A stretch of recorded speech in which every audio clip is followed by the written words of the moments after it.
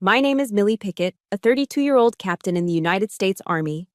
In the military, they teach us about honor, courage, and commitment. But they never teach you what to do when the worst battlefield is your own backyard. It was a crisp October evening in Wisconsin, at my own welcome home party after a deployment. The air should have smelled like grilled brats and reunion, but to me, it was thick with the stench of phoniness. My father, David, clapped my brother, Mark, on the shoulder and declared to our relatives, "This is my son, a man who builds empires with his own two hands." My mother, Carol, gave me a look of pity and said, just loud enough for everyone to hear, "If only little Millie could do something meaningful besides taking orders from other people." But the final gut punch came from Mark himself. He smirked.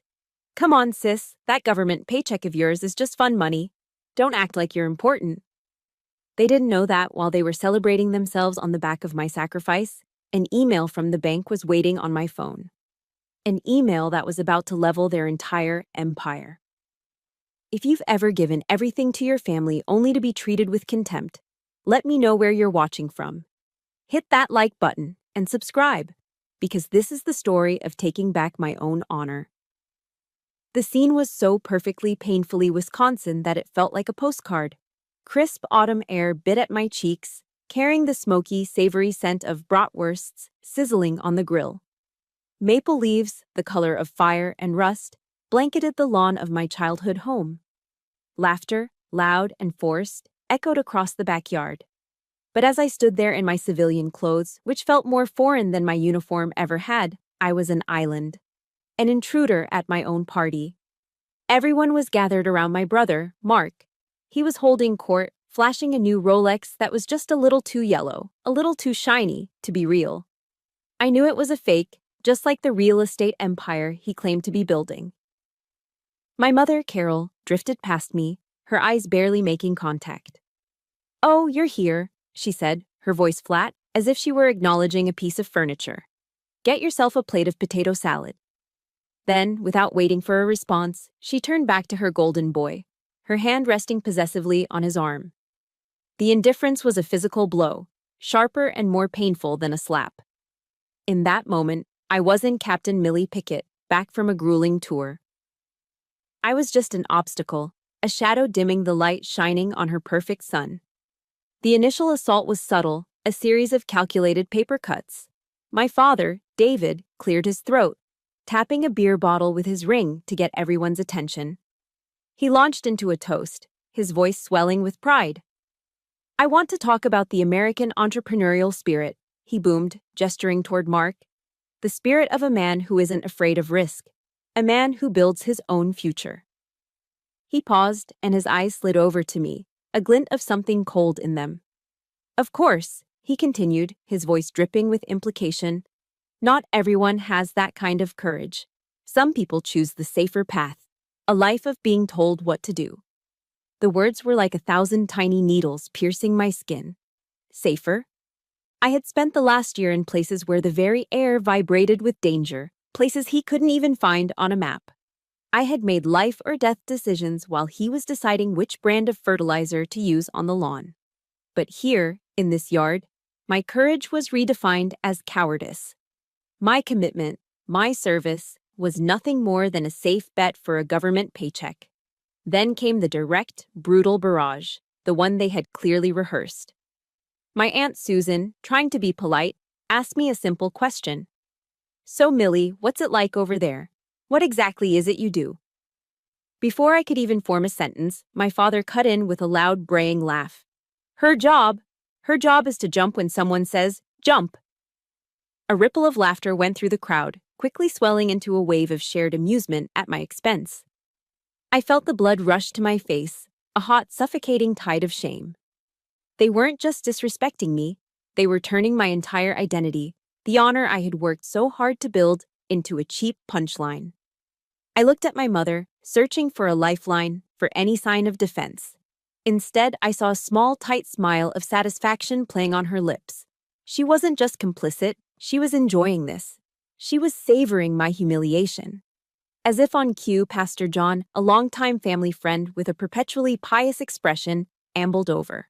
He placed a heavy hand on my shoulder, his touch feeling more like a restraint than a comfort. "Millie," he said, his voice a low, condescending hum. "The Lord teaches us to be humble. You should be happy for your brother's success. A rising tide lifts all boats, you know." He delivered the line as if he were bestowing a profound piece of wisdom, but all I heard was the sound of a nail being hammered into my coffin. He was using God to justify their cruelty, wrapping their jealousy and contempt in a holy cloth to make it righteous. The final blow came from my father. Perhaps he saw the defiance hardening in my eyes, the way my posture straightened into military rigidity. He took a step toward me, his face red with beer and anger. "Get out of here, Sergeant," he snarled, spitting my rank like it was a curse. "Nobody wants you here." That was it. The final thread holding me to this place, to this identity as their daughter, snapped. But I didn't cry. I didn't scream. My training, years of it, took over. It was a response so ingrained in me that it bypassed emotion entirely. My spine went ramrod straight. My chin lifted. I gave him a single sharp nod, the same way I would acknowledge an order from a superior officer. Then I turned on my heel and walked away. The silence I left in my wake was more powerful than any shouting match could ever be. The laughter died. The chatter stopped. I could feel every eye on my back as I walked, with measured steps, toward the gate. As I passed the dessert table, my gaze caught on the centerpiece, a sheet cake with "Welcome Home, Millie" written in cheerful blue frosting. Plunged directly through the center of my name was the cake knife, left there by Mark after he'd carved himself a piece. The frosting was smeared, the words torn apart in a single, violent gash. It was the perfect metaphor for the evening. A welcome that was never real, now utterly destroyed. I didn't look back. I got into my truck, turned the key, and pulled away from the curb, leaving the warm glow of the party behind. The cab of the truck was dark and silent, a stark contrast to the noise I had just escaped. As I drove into the Wisconsin night, the only light came from the passenger seat. It was my phone, screen lit up, displaying the notification of a single, unread email. An email that held the truth. An email that was about to become my declaration of war. I ended up in a 24-hour diner off the highway, the kind of place with cracked vinyl booths and the lingering smell of stale coffee and regret. My truck was parked outside, a dark shape against the lonely glow of the streetlights. Inside, the world was quiet. The only sound was the low hum of the fluorescent lights overhead. My coffee had gone cold in its thick ceramic mug, a bitter black pool I couldn't bring myself to drink. On the table, my phone's screen was still lit, a harsh rectangle of light in the dimness, that unread email. It felt less like a message and more like a landmine I was afraid to touch. The screen's glow seemed to pull me back through time, back to the first crack in the foundation of my world. I was 16. Mark was 19, already a master of charming his way into trouble. He'd lost his entire community college tuition, money my parents had scraped together, in a poker game that went bad. I remember the tense silence in the living room when he confessed. My father's face was a mask of thunder. But his anger wasn't just for Mark. It was for the problem Mark had created, a problem that needed a solution. And the solution, as always, was me. They brought out the piggy bank. It was a heavy ceramic thing I'd had since I was a little girl, and it was nearly full. For 5 years, I'd put every dollar from babysitting and my part-time job at the grocery store into that pig. I was saving up for a real camera, a Canon Rebel, my first big dream. "Family helps family, Millie," my father said, his voice leaving no room for argument. He handed me a hammer. Tears streamed down my face as I stood over it. It felt like I was about to execute a friend. "But Dad, this is mine," I whispered. My mother waved a dismissive hand. "Don't be selfish," she chided, her voice sharp. "It's for your brother. Your money is family money anyway." With a sob, I brought the hammer down. The ceramic shattered, and years of carefully saved bills and coins spilled across the floor. It wasn't just a piggy bank that broke that day. It was the idea that anything I worked for, anything I earned could ever truly be my own. That was my first lesson in duty. My purpose was to be the emergency fund for my brother's mistakes. The lessons just got harder from there. The year before, Mark had wrecked his pickup truck trying to impress some girl. The repair bill was steep. It was also the week of my junior prom. I had found the perfect dress, a simple, elegant navy blue gown that made me feel, for the first time, beautiful. It was on layaway, and I just needed one more paycheck to get it. But Mark needed the money for his truck. A girl doesn't need a fancy dress, my mother had told me, taking the cash I'd laid out on my bed. What's important is your brother's future. He needs his truck for his new landscaping business. I went to the prom in a dress I borrowed from a friend. It didn't fit right. All night, I felt like an imposter, watching Mark laugh with his friends, completely oblivious to the small sacrifice I'd made. To him, it wasn't even a sacrifice. It was just what was supposed to happen. But the sharpest memory, the one that still felt like an open wound, was from my senior year. I came home one afternoon, my heart pounding with a joy so pure it felt like it could lift me off the ground. In my hand was a thick envelope from the University of Wisconsin-Madison. I'd gotten in. A partial scholarship, even. It was everything I had worked for. I burst into the kitchen, waving the letter. "Mom, I got in. I got into Madison." She took the letter, her eyes scanning it with a distinct lack of enthusiasm. She placed it on the counter, next to a stack of mail. "We don't have the money for things like that, Millie," she said, her tone casual, as if discussing the weather. "Mark needs a big chunk of cash for a down payment on his first investment property." My dream, my future, was dismissed in a single sentence. That night, I huddled at the top of the stairs, listening to them talk in the living room below. "It's better if she enlists," my father's low voice rumbled. "Steady paycheck, good discipline. She can help Mark out down the line." They hadn't just denied my dream. They had already repurposed my future. My life wasn't my own to build. It was a resource to be allocated to my brother. That was the moment I decided to join the Army. If I was going to live a life of service, I decided it would be for my country, not just for my brother's failing business ventures. I thought putting an ocean between us would change things. I was wrong. The draining just became long distance. I remember a call from Mark while I was deployed in Afghanistan. The connection was scratchy, his voice frantic and sobbing over the line. He was going bankrupt, he wailed. He was going to lose everything. I was sitting in a concrete bunker, the wail of an air raid siren still echoing in my ears. Fear was a constant companion, a metallic taste in the back of my throat.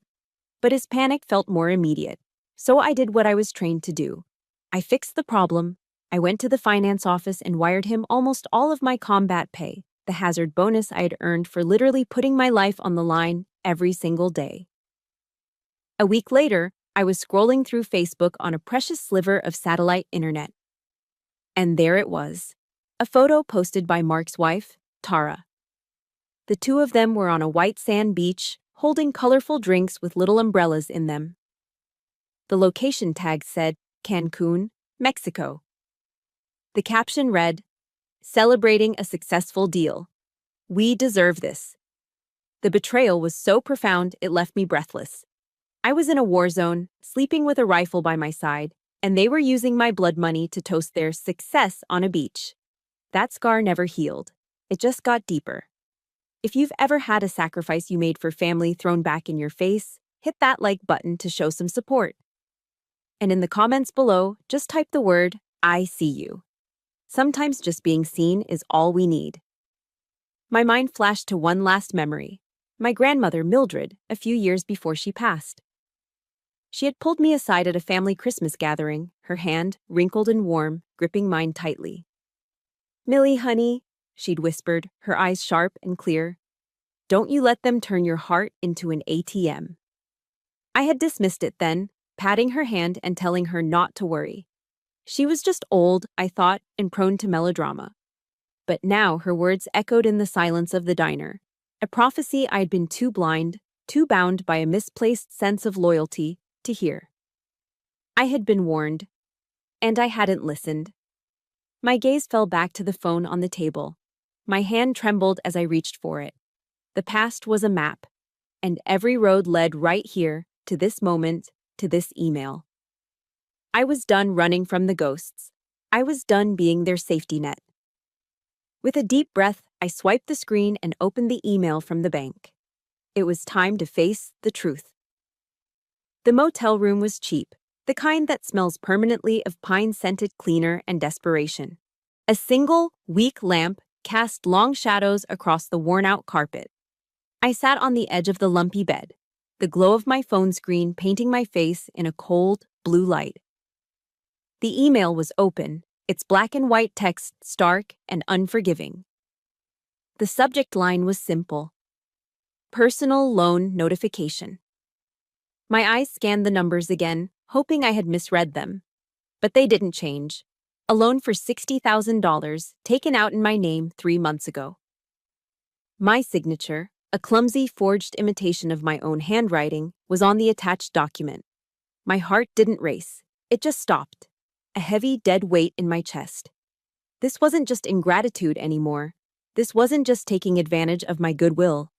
This was a calculated crime. This was forgery. This was identity theft. This was the kind of betrayal that could detonate my entire career, vaporize the security clearance I had bled and sacrificed for. An icy chill crept up my spine, so cold it felt like it was freezing my bones. It wasn't the chill of fear. It was the chilling clarity of seeing my family for exactly who they were. Not flawed, not difficult, but predators. And I had been their prey. I must have fallen into a restless, dreamless sleep, because the next thing I knew, pale morning light was filtering through the thin, grimy curtains. And then my phone buzzed. It was a text. The first shot in their coordinated psychological assault had been fired. It was from my father.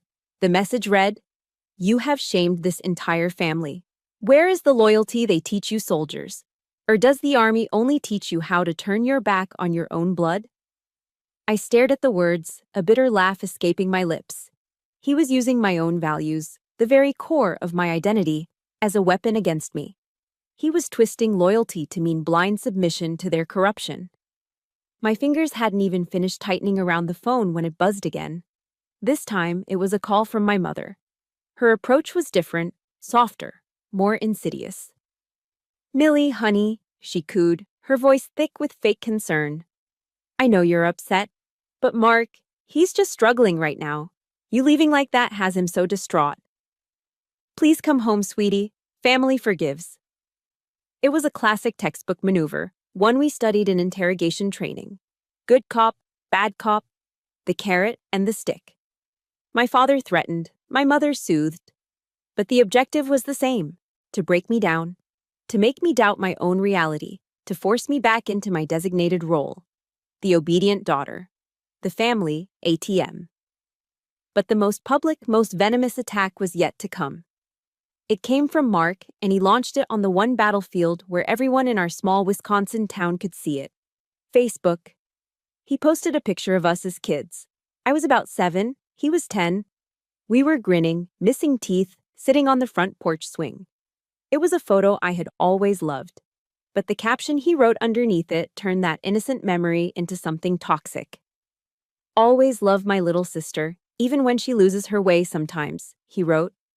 "It's sad when your success becomes poison to other people, even your own family. Hoping she finds herself again soon." I watched in real time as the comments rolled in, a tidal wave of public judgment. "What a shame. She should be proud of you. Stay strong, Mark. We're all behind you. I can't believe Millie would be so selfish, after all her parents have done for her." I felt exposed, as if I had been stripped naked and put on trial in the town square. In the space of a few sentences, Mark had masterfully painted himself as the successful, loving brother, and me as the unstable, jealous, vindictive sister.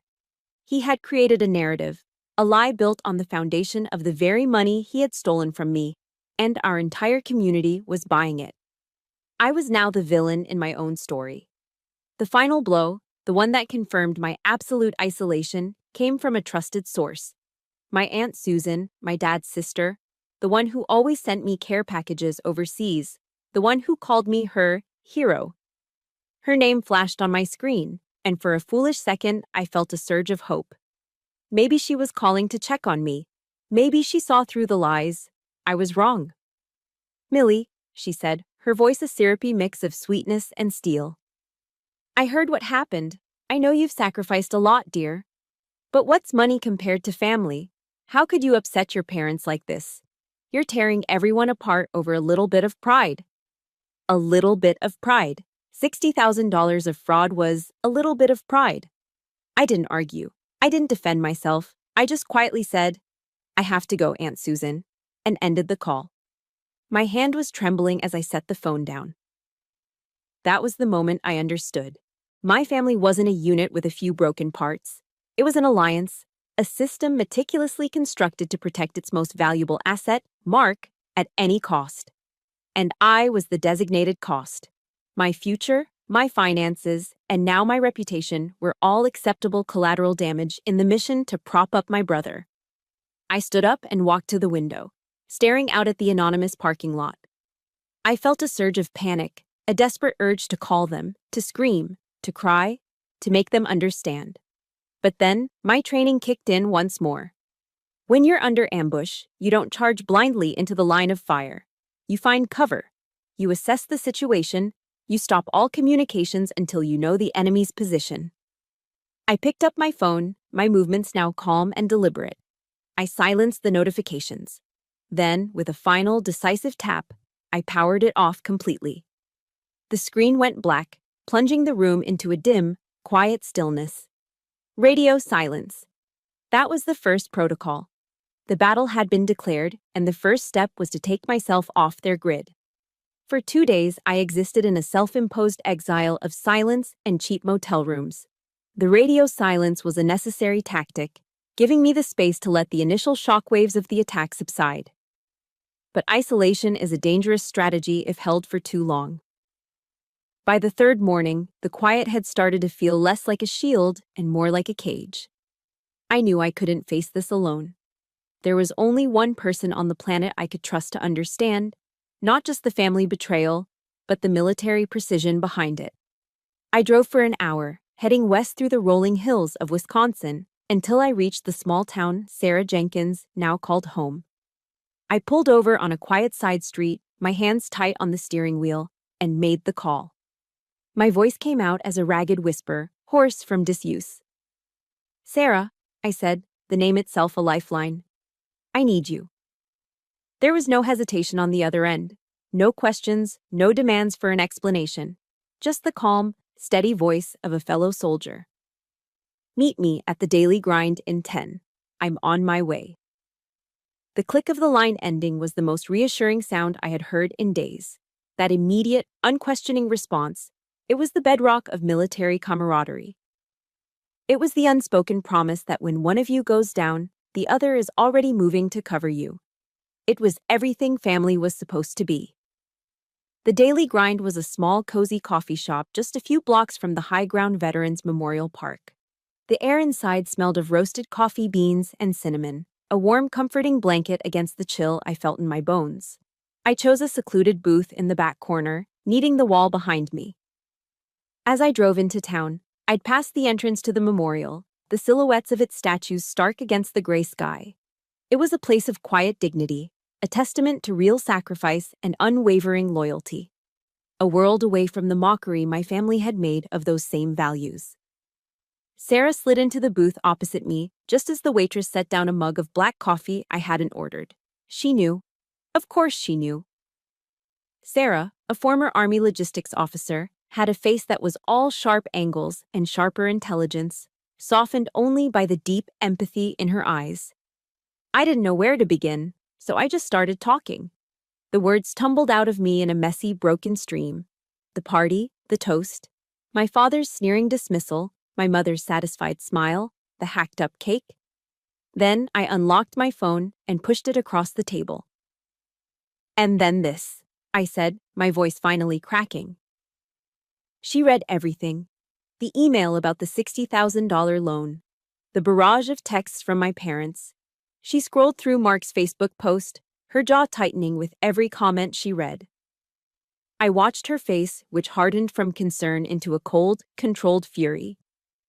When I finally finished, the dam inside me broke. The discipline, the composure I'd maintained since that night, it all just shattered. Hot, shameful tears streamed down my face. I hadn't cried in front of anyone in years, but here, in this safe harbor, I couldn't stop. Sarah didn't say a word. She didn't offer empty platitudes like, "It's going to be okay," or "They didn't mean it." She just reached across the table, pushed a box of napkins toward me, and waited. Her silence was a gift. It was a quiet space for my grief to exist without judgment, an acknowledgement that this pain was real and deserved to be felt. It was worth more than 1,000 well-meaning but useless words. When the tears finally subsided into ragged breaths, she met my gaze. Her eyes were like steel. "They drew first blood, Millie," she said, her voice low and firm. "They declared war, not you." The words hit me with the force of a physical impact. It wasn't advice, it was a tactical assessment, and it was liberating. In that single sentence, she dismantled the architecture of guilt my family had spent a lifetime building. I wasn't the one tearing the family apart. I wasn't being selfish or prideful. I was a soldier, on her own soil, defending against an unprovoked attack. I was the one under siege. Sarah took a sip of her own coffee, and I saw the shift happen. The friend became the officer. The strategist took over. "All right, Captain Pickett," she said, a faint wry smile touching her lips. It was the first time I'd smiled in days. "Let's do a situation report. The enemy has revealed their position and their tactics. We're looking at psychological warfare and a financial flanking maneuver. Their objective is to force your unconditional surrender. So, what's our counteroffensive?" Hearing her frame it that way, like a mission briefing, was like a bucket of ice water to my chaotic emotions. The panic receded, replaced by the cool, familiar focus of a soldier. She had given me back my footing. She had taken the tangled mess of hurt and betrayal and laid it out on a map. "First," I started, my voice clearer now. "I need to protect my career. This loan—" "Exactly," Sarah cut in, her eyes narrowing. "That loan could compromise your security clearance. This isn't just about money. It's about your entire life's work. You have to report it. But first, we need more intelligence." She leaned forward, her voice dropping. "Have you spoken to your grandmother, Mildred?" The idea sparked in my mind like a flint hitting steel. Grandma Mildred, the quiet observer. The one person in the family who saw everything but rarely spoke. Her silence a different kind than mine. One of wisdom, not of pain. "No," I said, a new energy surging through me. "Not yet." "Call her," Sarah instructed. "She's our inside source. And Millie," she added, her tone becoming even more serious. "Run a full credit report on yourself. All 3 bureaus, now. That is standard operating procedure. We need a full battle damage assessment. We need to know the extent of the breach." I looked at Sarah, at her calm, determined face, and I felt the ground solidify beneath my feet for the first time in days. Her advice wasn't just comforting, it was tactical. It was actionable. She hadn't just given me a shoulder to cry on, she had handed me a weapon and a plan. I finally had a command post. I had an ally. And now, I had my next set of orders. Back in the sterile silence of my motel room, I executed the first step of Sarah's plan. My heart hammered against my ribs as I dialed my grandmother Mildred's number. She picked up on the second ring, her voice frail but clear, as if she'd been sitting by the phone. "Millie," she said, and there was a world of weary knowledge in that single word. "I've been waiting for your call." I didn't even have to ask. The truth, long suppressed by family secrets, came spilling out. "It's gambling debts, child," she said, her voice trembling with a mixture of anger and sorrow. "Online poker. Your brother is in so deep, deeper than any of us knew. Your parents, they already sold your father's new pickup truck to cover some of it, but it wasn't even close to enough." She paused, and I could hear her take a shaky breath. "But there's something else you need to know. A few weeks ago, I overheard Mark talking to your mother in the kitchen. He was panicking about a payment. Your mother was trying to calm him down. My grandmother's voice dropped to a conspiratorial whisper, mimicking the conversation she'd overheard.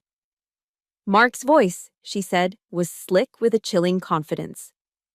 Don't worry, Mom. Millie's a straight arrow, but she'll never sue her own family. Her stupid loyalty is her biggest weakness. The words landed like a physical strike. A cold, sharp anger, unlike anything I had ever felt, pierced through the layers of my grief. It wasn't just that they had exploited my loyalty. It was that they had identified it, named it, and despised it. They saw my best quality as a pathetic, predictable flaw, a tool to be used against me. They hadn't just taken my money, they had taken my honor and mocked it. Immediately after hanging up, I followed Sarah's second directive. My laptop was open, my fingers flying across the keyboard as I logged into the credit reporting agency's website. My stomach was in knots. The screen loaded and a string of accounts appeared under my name. My breath caught in my throat. It was so much worse than I thought. It wasn't just the $60,000 personal loan. In the last 6 months, 3 new credit cards had been opened in my name. A Visa, a MasterCard, and American Express. All of them were maxed out. Small charges at first, gas stations, restaurants, then bigger ones. A $5,000 charge at a home improvement store. A $7,000 charge from a luxury resort in Florida. All told, the debt amounted to just over $85,000. And the mailing address for every single account, every statement, was my parents' house. This wasn't a single act of desperation. This was a system. A sophisticated, well-planned operation designed to bleed me dry in secret, all while they smiled in my face and talked about family.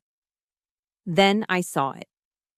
A detail so cruel, so needlessly vicious, that it sucked the air from my lungs. I scrolled back to the personal loan, the big one. I looked at the date of origination. October 14th. The 10-year anniversary of the day I took my oath of enlistment. They had celebrated the day I dedicated my life to my country by committing a felony against me.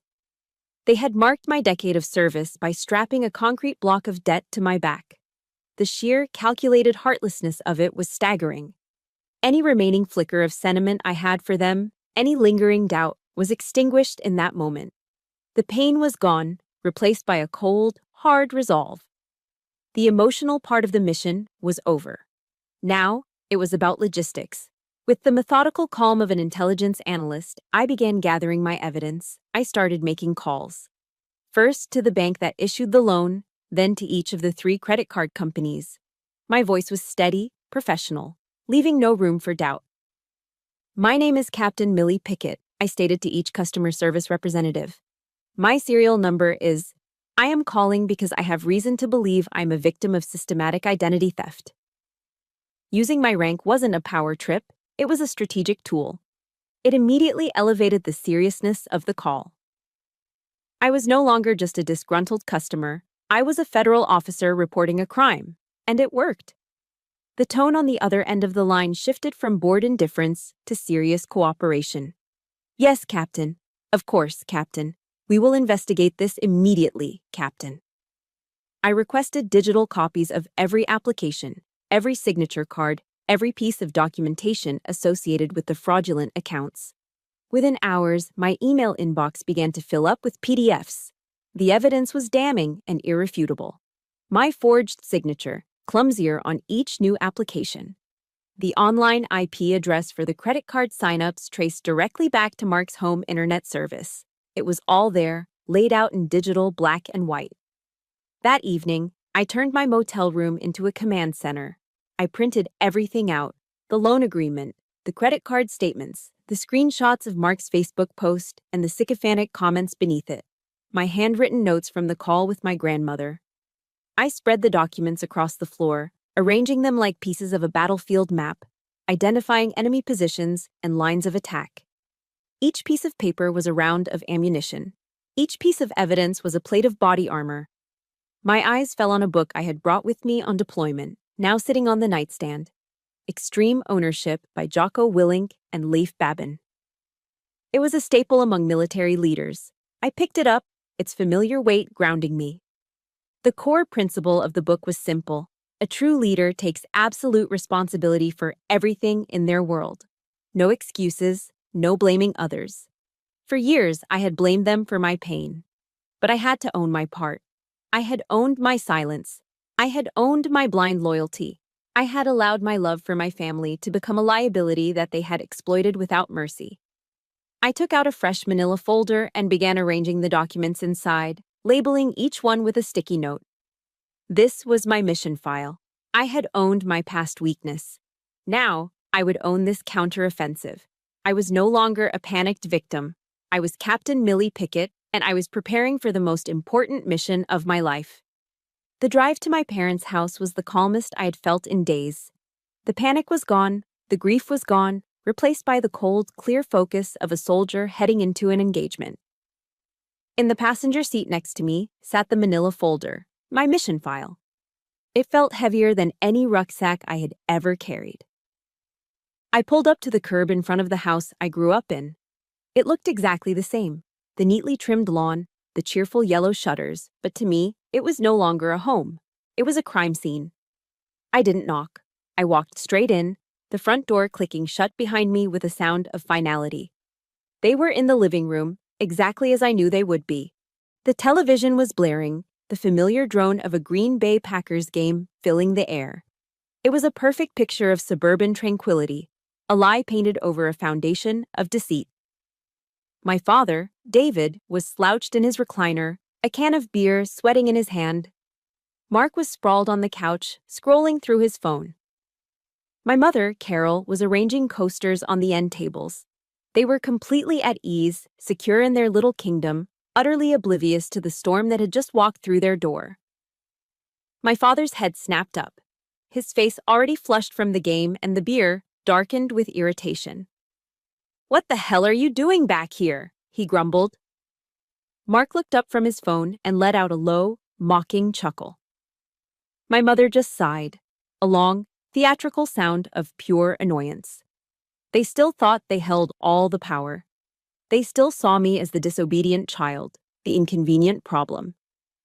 I said nothing. I walked directly to the coffee table that sat between them, a silent predator entering their den. I picked up the remote and pressed the power button. The roar of the crowd and the frantic voice of the announcer were abruptly cut off, leaving a ringing silence. With a deliberate, unhurried movement, I placed the manila folder on the table. The sound it made, a sharp, authoritative slap against the wood, made all three of them flinch. I flipped open the cover to the first page, a clean copy of the $60,000 loan application with my forged signature circled in red ink. I looked at my father. "Explain," I said. My voice was level, devoid of any emotion. It was the voice I used to give orders. He tried to bluster his way through it, puffing out his chest. "This is a family matter. It's complicated. You wouldn't understand." I didn't argue. I simply turned the page. The next documents were the credit card statements, a litany of their greed. I tapped a finger on a line item. "Is this also a family matter?" I asked, my voice as cold as ice. "This $5,000 charge for your new motorcycle, Mark? Or this, Mom? A week-long trip to a resort in Florida?" I saw the first flicker of panic in their eyes. The color drained from my mother's face. Mark's smirk vanished, replaced by a slack-jawed confusion. I don't know what you're talking about," he stammered, his eyes darting toward our father for support. "I was just borrowing it. I was going to pay you back." A humorless smile touched my lips. "Borrow?" I repeated the word, letting it hang in the air like a foul smell. "You call forging my signature, running up nearly $100,000 of debt in my name, and threatening to destroy my entire military career, borrowing?" I saw my father open his mouth to interrupt, to try and regain control with another bellow of authority, but I didn't give him the chance. I reached into my pocket and pulled out my phone, the ace up my sleeve.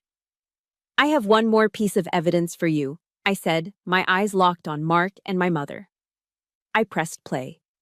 A recorded voice, tinny and distorted but unmistakably Mark's, filled the dead air of the room. It was from my grandmother's call. and she had given me her full permission to use it. "Don't worry, Mom," the recording of Mark said, his voice slick and condescending. "Millie's a straight arrow, but she'll never sue her own family. Her stupid loyalty is her biggest weakness." The silence that followed was absolute. It was thick, heavy, and suffocating. There were no more lies to hide behind, no more narratives to spin. They were exposed, stripped bare by their own words. My mother stared at me, her mouth opening and closing silently, like a fish gasping for air. Mark looked like he had been physically struck, his face pale and clammy. And then, right on cue, the waterworks started. My mother's face crumpled, and she began to sob, her hand pressed dramatically to her chest. "I only did it to help your brother," she cried, her voice choked with manufactured despair. "I've sacrificed my whole life for you children." It was her final, most potent weapon, guilt. But the soldier in me was immune.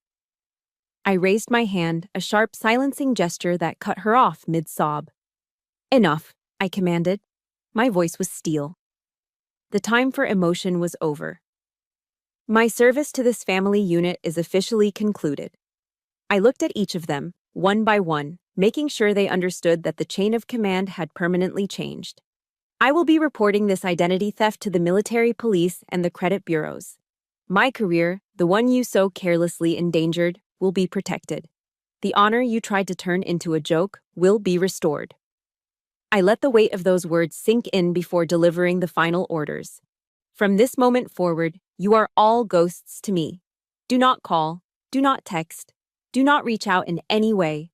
This is your final disbursement. You are, to me, honorably discharged." If you have ever had to make the gut-wrenching decision to cut ties with a toxic family member for your own survival, please hit that like button. And in the comments, just write the words "boundary set." It's a salute to everyone who has had the courage to draw that line. I turned my back on them. I didn't wait for a reply. I didn't need one. As I walked toward the door, I could hear my mother's wailing intensify, my father starting to shout my name. But I didn't slow down. I didn't look back. I walked out of that house and into the clean, cold air, leaving behind the smoking ruins of an empire built on lies. The battle was over. And I had won. Walking out of my parents' house was a declaration of war. But declarations are just words. To win a war, you need strategy, you need assets, and you need firepower. My next move wasn't driven by anger, but by cold, hard logic. Following Sarah's recommendation, I made an appointment. The law firm was called Riley & Associates, Veterans Defending Veterans. The office wasn't fancy. There was no polished marble or expensive artwork. Instead, the space was clean, orderly, and disciplined. The American flag stood proudly in one corner, and the framed military service medals on the wall weren't for decoration. They were resumes. It felt less like a law office and more like a tactical operations center. Jessica Riley stood to greet me. She was a woman in her 40s with sharp, intelligent eyes and the unmistakable posture of a career officer. She didn't offer me a handshake full of pity. She gave me a firm, professional grip that conveyed respect. "Captain Pickett," she said, her voice calm and authoritative. "Please, have a seat." I placed the mission file on her large, uncluttered desk. Wordlessly, she opened it and began to read. She examined each page with a forensic intensity, her expression unreadable. She wasn't processing my pain. She was processing data. She took in the forged loan documents, the maxed-out credit card statements, the screenshots of Mark's Facebook smear campaign, and my notes from the call with my grandmother. When she finally looked up, her eyes were like polished steel. "Excellent work, Captain," she said, respectfully correcting the rank my father had used as an insult. "You've conducted a thorough intelligence-gathering operation. Now, let's plan the engagement." She turned in her chair and gestured to a large whiteboard on the wall. She uncapped a black marker and, with swift, efficient strokes, began to outline a plan of attack. "We will proceed with a three-pronged strategy," she announced, her voice crisp. She drew 3 arrows on the board. "Prong 1, defensive maneuvers." She wrote the words in clean block letters. First thing tomorrow, we file official identity theft reports with all three major credit bureaus: Equifax, Experian, and TransUnion. We put a freeze on your credit. Simultaneously, I will contact the Criminal Investigation Division, the CID. We need to get ahead of this to protect your security clearance. We are building a firewall around your career, effective immediately. My shoulders, which I hadn't realized were tense, began to relax. Prong 2. The counter-offensive. She drew the second arrow. I will draft a formal demand letter to be delivered to your parents and your brother. It will state the facts of the case in no uncertain terms. It will demand full acknowledgement of the fraud and a comprehensive repayment plan for the $85,000 to be initiated within 30 days. If they fail to comply, they will be facing a civil lawsuit that will expose every detail of this in a public court. She paused, capping the marker. We are giving them one chance to surrender with a shred of dignity, she explained, her eyes meeting mine. But we are fully prepared for a protracted conflict. And prong 3? I asked. A grim smile touched her lips as she drew the final arrow. Reserve firepower. If they refuse to cooperate, the civil suit is just the beginning. We will take this entire file to the district attorney's office and push for criminal prosecution. Forgery, wire fraud, identity theft. These are felonies, Captain. We have them dead to rights. As I sat there, watching her lay out the strategy, I felt a profound sense of relief. The immense crushing weight I had been carrying alone was suddenly shared. It was no longer just my fight. I had a commanding officer. During our consultation, she paused and asked me a question that was as direct as a bullet. Captain, this pattern of financial abuse seems to have been going on for years. Why did you wait until now to act? The question wasn't an accusation. It was a genuine inquiry. It forced me to look inward, to face the uncomfortable truth. I took a breath. Because, ma'am, I answered, my voice quiet but steady. For my entire life, I confused loyalty with blindness.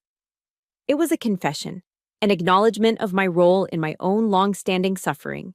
Admitting it out loud felt like lancing a wound, painful but necessary for it to finally heal. Jessica Riley nodded slowly, a deep understanding in her eyes. In the Army, we fight for our country, she said. In here, we fight for the truth. Your mission now is to protect yourself. Let me handle the rest. A few days later, her demand letter, delivered by certified mail, landed like a bomb in my parents' quiet suburban world. As expected, my father was the first to react. He called my phone, his number one I hadn't yet blocked. His voice wasn't booming this time. It was a low, menacing growl, laced with a desperate attempt at intimidation. Millie, do you have any idea what you're doing? You are destroying this family, he hissed. Do you know what this kind of stress will do to your mother? Do you really want to be the one who sends your own brother to prison? He was pulling the last arrow from his quiver. The guilt trip. He was trying to make this my fault, to make me the aggressor. But Ms. Riley had prepared me for this exact tactic. I didn't do this, Dad, I said calmly, my voice a flat line. You all did. I'm just cleaning up the mess. Any further communication will need to go through my lawyer. And I hung up. I felt the last cord of their psychological control snap. His weapon was useless now. Throughout this period of intense stress, my real unit, my chosen family, formed a protective circle around me. Sarah called me every single day, never asking for updates on the case, but always asking the same important question. How are you doing today, Mills? My grandmother Mildred, unable to visit, sent me a package. Inside was a tin of her famous homemade chocolate chip cookies and a small handwritten note on a piece of floral stationery. All it said was, I am so proud of you. I held that note in my hand, the simple words a more powerful validation than any medal I'd ever earned. These small acts of unwavering support were the fuel that kept me going. My unit was small, but it was fiercely loyal. I was a soldier in a new kind of war, but for the first time, I knew I wasn't fighting it alone. The 30 days stipulated in Jessica Riley's demand letter came and went with nothing but defiant silence from my family. As Ms. Riley had predicted, they were banking on the hope that I wouldn't go through with it. They were wrong. The next step was mediation, a final chance to resolve this before it became a full-blown public lawsuit. The mediation took place in a sterile conference room in a neutral office building downtown. The air was thick with a tension you could almost taste. On one side of the polished mahogany table sat Ms. Riley and me. We were calm, organized, our copies of the mission file stacked neatly in front of us. On the other side sat David, Carol, and Mark. They looked agitated, shifting uncomfortably in their expensive chairs. Next to them sat their lawyer, a man named Henderson. He was an older, small-town attorney who looked like he was more accustomed to handling property disputes than federal felonies. He exuded a misplaced, folksy confidence, as if he could smooth this all over with a few well-worn platitudes. He was completely out of his depth, and he didn't even know it yet. Mr. Henderson cleared his throat and began, his voice oozing a patronizing charm. "Well," he started, beaming at us, "I'm glad we could all come together today. Family is the most important thing we have, and sometimes wires get crossed. There are misunderstandings. I'm confident we can resolve this little disagreement and get the Pickett family back on the right track." Ms. Riley let him finish, her face a perfect, unreadable mask of professional calm. She didn't even blink. When the room fell silent, she leaned forward slightly. "Mr. Henderson," she said, her voice quiet but cutting through the tension like a scalpel. "We are not here to discuss family philosophy. We are here to address a case of financial fraud totaling $85,000. The color drained from Henderson's face. He tried to recover, shuffling through his papers. "Now, Jessica, let's not be hasty. My clients maintain that there was an informal, unspoken agreement. Captain Pickett has a history of generously supporting her family, and this was merely an extension of that." "An unspoken agreement?" Ms. Riley interrupted, her voice dangerously soft. "An agreement to forge her signature on a federal loan document. An agreement to commit identity theft against an active duty officer, thereby jeopardizing her security clearance and, by extension, national security." She paused, letting the weight of her words fill the room.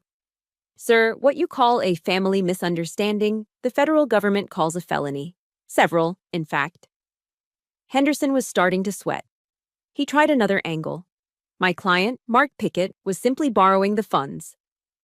That was the opening Ms. Riley had been waiting for. This was the moment she would deploy her trump card. "Borrowing? That's an interesting choice of words," she said, turning her laptop to face them. "Perhaps this will clarify the nature of the borrowing." She clicked a file. A man's voice, amplified by the small speakers, filled the room. It was Mark, but not the stammering, nervous Mark sitting across from me. This was a cocky, boastful Mark talking to one of his gambling creditors. "Don't worry about the money. I'll get it," his recorded voice bragged.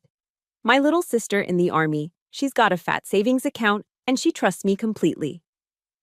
It's like taking candy from a baby." The recording, which Sarah's friend in cybersecurity had legally recovered from a cloud server, was the kill shot. I watched Mark's face. The blood drained from it so fast he looked like a ghost. His jaw hung open, a silent gasp of disbelief. Mr. Henderson just stared at the laptop, his folksy confidence completely evaporated, leaving behind the stunned expression of a man who had just realized he'd brought a pocket knife to a gunfight. The wall of their denial crumbled into dust. With the recording as leverage, Ms. Riley began a surgical cross-examination, her questions sharp and relentless. "Mr. Pickett," she said to Mark, "is that your voice on the recording?" He could only nod, unable to speak. "Did you or did you not sign your sister's name on these loan and credit card applications?" He swallowed hard, his eyes darting around the room for an escape that wasn't there. "Yes," he whispered, the admission barely audible. She turned to my father. "Mr. Pickett, were you aware that your son had significant gambling debts when these fraudulent accounts were opened?" My father, the blustering patriarch, seemed to shrink in his chair. "I knew he was in some trouble," he mumbled, his voice a pathetic shadow of its usual roar. Then my mother did something predictable, yet shocking. In a final, desperate attempt to save her son, she threw herself on the grenade. "It was me," she cried, her voice cracking. "It was all my idea. I set it all up. Mark didn't want to do it. Don't blame him. I'm just an old, worried mother trying to help her son. It was a pathetic, transparent lie, a final act of manipulation. She hoped they wouldn't prosecute a weak old woman. But her confession only made it worse. It confirmed what we already knew. This wasn't just Mark's crime. It was an organized family conspiracy. The fight was over. Ms. Riley pushed a stack of papers to the center of the table. "These are our terms," she stated, her voice leaving no room for negotiation. "They are final." She laid them out, one by one. 1. The Pickett family would sell their home and any other necessary assets to repay the full $85,000 to Millie within 60 days. 2. Mark would sign a legally binding confession of guilt, detailing the fraud. 3. They would all sign a permanent, no-contact order, legally barring them from ever contacting Millie again. The alternative, Ms. Riley concluded, her voice as cold as a winter morning, is that this entire file, including that recording, goes directly to the district attorney's office and the CID. You will face a criminal trial. Faced with the undeniable threat of prison, their resistance shattered. Mr. Henderson, looking utterly defeated, could only advise them to sign. I watched, my heart a steady rhythmic drum in my chest, as they picked up the pen one by one. My father's hand trembled. Mark wouldn't look at me. My mother's tears were real now. Hot tears of defeat. Not of manipulation. They signed away their house. They signed away their power. They signed themselves out of my life forever. I didn't feel the triumphant joy I had expected. There was no elation, no explosive sense of victory. There was only a quiet, profound, and ice-cold relief. The mission was complete. The war was over. I had won. Victory isn't loud. It doesn't always come with a ticker-tape parade or a triumphant soundtrack. Sometimes it arrives quietly in the form of an email notification on a Tuesday morning. Exactly 58 days after the mediation, my phone chimed. It was an alert from my bank. A deposit had been made into my account. The number was $85,000. I stared at the screen, not with a surge of joy, but with a heavy, profound sense of finality. It wasn't a prize, it was a reimbursement for damages. It was the closing entry in a ledger that had been unbalanced for far too long. The ripples of that day in the conference room spread slowly but surely through our small town. The first visible sign was the for sale sign that appeared on the front lawn of my childhood home, its bold red letters a public declaration of their defeat. Then, the whispers started. Mark's so-called real estate empire, a house of cards built on my credit and his lies, collapsed spectacularly when his other creditors, no longer held off by the promise of my money, came to collect. The local newspaper, the Wisconsin Valley Chronicle, ran a small article in the business section. It announced that Pickett Properties, LLC had filed for Chapter 7 bankruptcy. The article was short, professional, and devastating, laying bare the truth Mark had spent years trying to conceal. Justice, I learned, wasn't a clap of thunder. It was the quiet, inevitable consequence of a lifetime of bad choices. One afternoon, I found myself driving down my old street, almost on autopilot. The for sale sign was gone, replaced by a sold banner. A new family was already moving in. A young couple, unloading boxes from a U-Haul, their kids chasing a ball on the lawn. I saw the sticker on the back of their minivan, an insignia for a unit at Fort McCoy. A young military family. And flying from the porch, where our tattered decorative flag used to hang, was a brand new, crisp American flag, waving proudly in the autumn breeze. It felt symbolic, like a changing of the guard. The house was no longer a monument to my pain. It was a home again, a place of new beginnings, not just for them, but for me. A week later, a letter arrived at my new apartment. The handwriting on the envelope was my mother's, a familiar looping script that made my heart give a single, painful twinge. I opened it in my quiet, sunlit living room, a space that was entirely my own, a sanctuary I had fought for. The letter was a masterpiece of emotional manipulation. It was a symphony of self-pity and blame-shifting, with no a single note of apology. She wrote of the humiliation of moving into a cramped two-bedroom rental apartment, of my father's bleak silence, of Mark's bad luck and broken spirit. She reminisced about my childhood, the time I fell off my bike, and she kissed my scraped knee, the Christmases spent by the fire. As if these curated memories could somehow erase the decades of calculated neglect and abuse. She ended the letter with a final, desperate plea wrapped in a cliché. "Family is forever, Millie," she wrote. "I hope one day you can find it in your heart to forgive us." I read the words, and the Millie of the past would have dissolved into tears of guilt. But the Millie of today was different.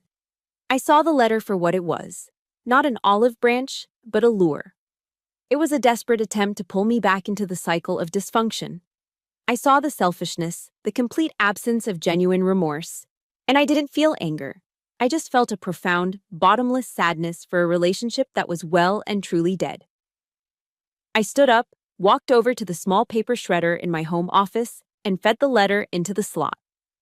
The machine whirred to life, and I watched as her words, her carefully crafted guilt trip, were turned into meaningless, confetti-like strips.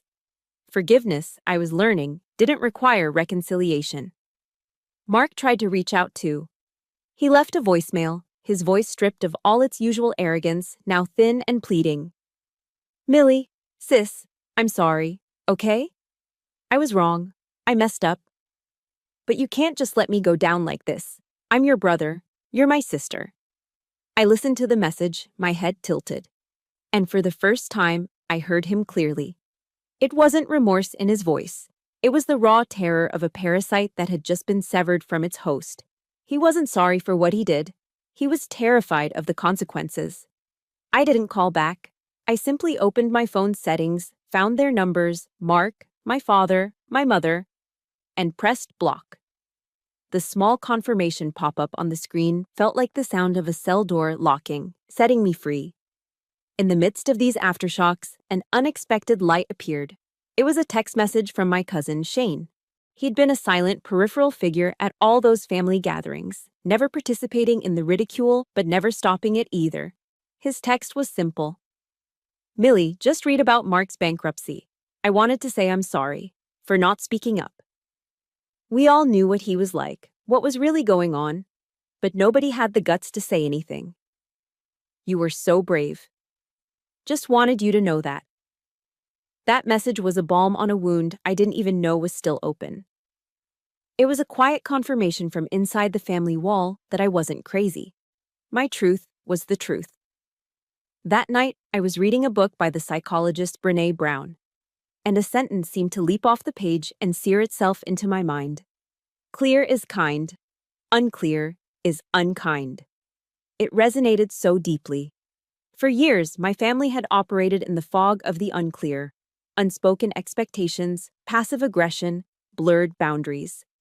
My decision to confront them, to hire a lawyer, to set a hard, unbreakable boundary. It felt harsh at the time. But I realize now it was the kindest thing I could have possibly done. It was kind to myself, because it gave me peace. And in a strange way, it was kind to them. It forced them finally to face the reality of their own actions, free from the fog of my stupid loyalty. It was a kindness they would never appreciate, but that didn't matter. It was the truth. 1 year later, I stood in the living room of my own apartment, watching the early morning sun stream through the large windows, casting golden patterns on the hardwood floor. The air was still, filled with the scent of brewing coffee and a profound, unshakable peace. It wasn't a large apartment, but it was mine. Bought with my own money, filled with my own furniture, and overflowing with a quiet that was earned, not given.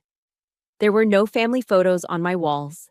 The smiling, posed images of the Picketts had been replaced by frames holding different kinds of memories. There was a picture of Sarah and me, laughing, covered in mud after a charity obstacle course. There were photos of my unit overseas, brothers and sisters in arms, a bond forged in dust and fire. There were snapshots from my travels, moments of beauty and solitude from around the world. My phone, resting on the kitchen counter, no longer felt like an explosive device. It no longer buzzed with angry accusations or wheedling demands. Now, it only chimed with texts from Sarah asking if I wanted to grab coffee, or updates from my army buddies. This was it. This was the life I had fought for. This was my new normal. The $85,000 sat in my bank account for a month, untouched. I couldn't bring myself to spend it. It felt tainted, a monument to my pain. So, I decided to do what soldiers do. I would turn the enemy's weapon into an asset for my own mission. I called Jessica Riley. Together, we drew up the paperwork to establish a small nonprofit foundation. We didn't name it after my family. We named it after the part of my identity they could never tarnish. We called it the Captain Pickett Honor Fund. Its mission was simple: to provide free, confidential financial literacy and legal consultations for young service members who were facing financial abuse from their own families. To launch the fund, I hosted a small gathering in a private room at a local restaurant. The only people there were my new unit: Sarah, Ms. Riley, my cousin Shane, and a few other veterans who had become my friends. There were no grand speeches, no pretensions. When I stood up to speak, my voice was thick with emotion, but it didn't waver. I learned the hard way that sometimes the most dangerous battlefield isn't overseas, I said, looking at the faces of the people who had stood by me. Sometimes it's in your own home, with your own family. This fund is for the soldiers fighting that silent war. It's to let them know that they are not alone and that they are worthy of being defended. A few months after the launch, I received an email from a young Marine corporal named Emily. Her story was a haunting echo of my own. Her parents were draining her paychecks to fund her brother's latest failed startup, all while making her feel deeply guilty for wanting to say no. We met at a quiet coffee shop, the same one where Sarah had first helped me assemble my command post. Emily was barely 20, with a soldier's posture but the lost, worried eyes of a child. She told me her story in a low, halting voice, twisting a napkin in her hands. I didn't just listen, I understood. I saw my own reflection in her struggle, in her misplaced sense of duty. When she finished, I didn't offer her a list of instructions. I offered her a piece of my own hard-won truth. I told her my story, not with bitterness or anger, but with the calm perspective of a survivor who had mapped the terrain.